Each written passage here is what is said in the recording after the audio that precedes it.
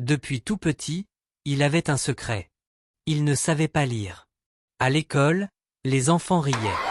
Ils l'appelaient l'idiot. Et lui, il encaissait en silence. Un jour, la maîtresse lui demande de lire à voix haute. Les lettres se brouillent. Il bloque. Il tremble.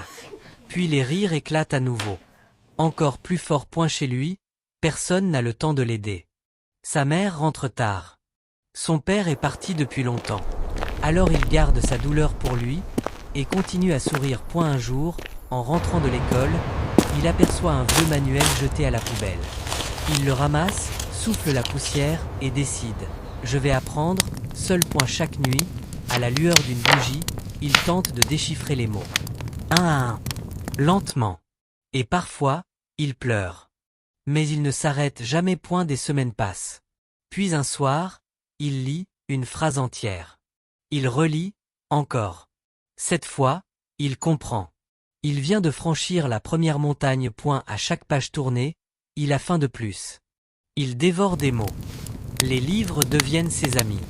Il comprend enfin que lire, c'est se libérer. Un jour, il voit un autre enfant pleurer sur un texte. Il s'approche, s'assoit, et l'aide. Car il sait ce que c'est d'être perdu dans les lettres. À 17 ans, il commence à écrire sa propre histoire. Celle d'un garçon rejeté, mais pas brisé. Celle d'un cœur qui n'a jamais cessé d'y croire. À 18 ans, son livre est publié. En couverture, son nom. En dédicace, à ceux qu'on a oubliés.